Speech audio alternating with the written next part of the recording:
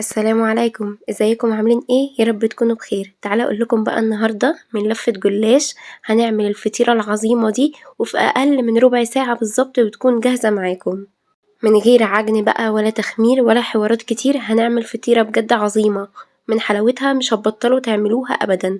شايفين بقى الحلاوة والجمال شكلها طالع معانا عامل ازاي؟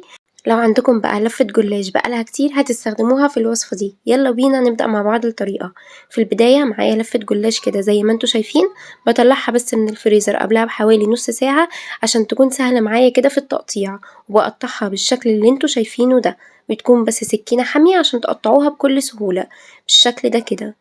كمان لو عندكم لفة جلاش متكسرة برضو ممكن تقطعوها بالشكل ده وهتبقى خطيرة معاكم. شايفين بقى هي دي التقطيعة اللي احنا عايزينها بالظبط. بجيب بولة بقى كده وببدأ احط فيه كده كل الجلاش بتاعي، وببدأ ان انا افككه من بعضه كده بالطريقة اللي انتوا شايفينها دي، ان انا اورقه. والخطوة دي مهمة جدا. يلا بينا بقى. معايا كده بولة ضفت فيها معلقتين كبار من الزبادي، وعليهم بضاية، عليهم رشة خفيفة من الفلفل الأسود، رشة خفيفة من الثوم البودر.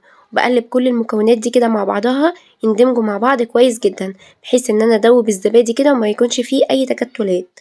معايا بقى الحشوة بتاعتي عبارة عن جبنة رومي. جبت كده شوية حلوين كده من الجبنة الرومي وقطعتهم كده شرايح صغيرة خالص زي ما انتوا شايفين. في الوصفة دي ممكن تضيفوا أي نوع من الجبن انتوا حابينه. كمان ضفت عليهم كده شوية حلوين من الزيتون الشرايح، وكمان رشة كده من الجبنة الموتزاريلا ممكن تتخلوا عنها زي ما انتوا حابين. كمان ضفت كده 4 معالق كبار أي نوع جبنة كريمي عندكم، ممكن جبنة فيتا، ممكن جبنة قريش حتى زي ما انتوا حابين. ضفت عليهم ايه بقى؟ رشة خفيفة من الثوم البودر، رشة خفيفة من البصل البودر، رشة خفيفة جدا من الفلفل الأسود، ومعلقتين كبار كده من الزيت. هي دي الحشوة بتاعتي. ممكن تضيفوا ميكس من الجبنة الشيدر، ممكن تضيفوا جبنة تركي زي ما انتوا حابين، ممكن تضيفوا لانشون، ممكن تضيفوا مكعبات جبنة نستون أو جبنة الكيري. أنا حبيت إن الوصفة دي تكون بسيطة كده ومش مكلفة، وتكون حاجات موجودة كمان في كل بيت. يعني انتوا كمان ممكن تستغنوا عن الجبنة الموتزاريلا لو مش من عندكم.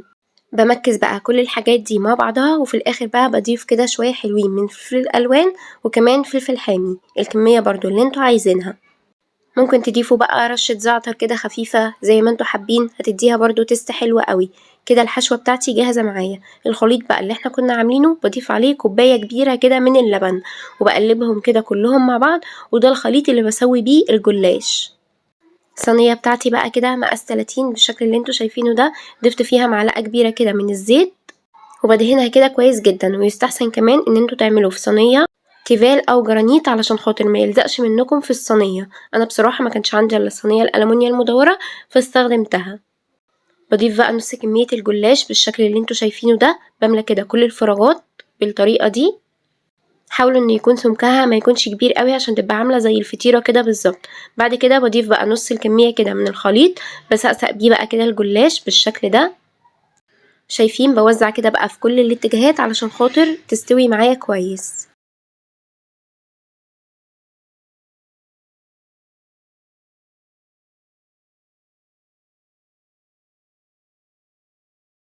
كده تمام معايا. بعدها بقى بجيب الحشوة بتاعتي على طول، ببدأ ان انا افردها بقى واوزعها كده في الصينية بالشكل اللي انتوا شايفينه ده. انا استكفيت بالحشوة دي. ممكن بقى تحطوا زيادة جبنة موتزاريلا زي ما انتوا حابين، بس انا بصراحة استكفيت بالحشوة دي. وعايزة اقول لكم بجد كان طعمها خطير. لو انتوا اول مرة تشوفوني بقى ما تنسوش تقولولي بتتابعوني منين، وتعملولي اشتراك للقناة وتفعلوا زر الجرس علشان خاطر اعرف ان كل وصفاتي بتعجبكم. شايفين بوزع بقى كده في كل صينية علشان خاطر كل صينية كده يكون فيها ميكس كده من الجبن. عايزة اقول لكم بجد ان الفطيرة دي احلى بكتير جدا وخفيفة جدا عن اللي بنعملها بالفراخ وباللحمة. كده بقى بعد ما وزعت كل الكمية بتاعتي ببدأ بقى اضيف الطبقة التانية كده من الجلاش، وبكمل بقى ان انا بسقي كده بقى الجلاش بالطريقة اللي انتوا شايفينها دي. شايفين بوزع كده في كل الصينية. اللبن بيديني طراوة حلوة قوي للجلاش، وكمان الزبادي. كده بقى الصينية بتاعتي جاهزة معايا. بدخلها بقى الفرن، بتاخد حوالي ربع ساعة في الفرن على درجة حرارة 180. بدخلها رف أوسط على الشبكة اللي في النص، بتاخد معايا بقى لون زي ما هتشوفوا معايا كده دلوقتي. ده كان شكلها بعد ربع ساعة كده بالضبط. طلعتها كده، أول ما تبدأ تستوي معايا كده من الأطراف باضيف رشة خفيفة كده برضه من الجبنة الموتزاريلا، دي اختيارية، لو انتم مش حابين تضيفوها ممكن تستغنوا عنها. ودخلتها تاني وفتحت الشواية لمدة 5 دقايق بالضبط، وطلعت معايا بقى بالشكل الخطير اللي انتم شايفينه ده. خلوا بالكم لما تفتحوا الشواية علشان خاطر ما تتحرقش منكم، بالضبط 5 دقايق وتكونوا متابعينها.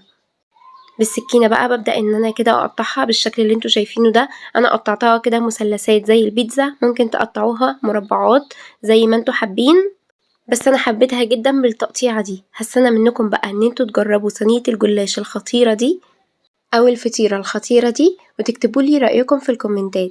لو انتوا أول مرة تشوفوني ما تنسوش تعملوا لي اشتراك للقناة وتفعلوا زر الجرس علشان خاطر يوصل لكم كل وصفاتي. وما تنسوش دايما إن مع بوسي طه دايما حلاوتها في تتبيلتها. وانتظروني إن شاء الله في فيديو جديد ووصفة جديدة.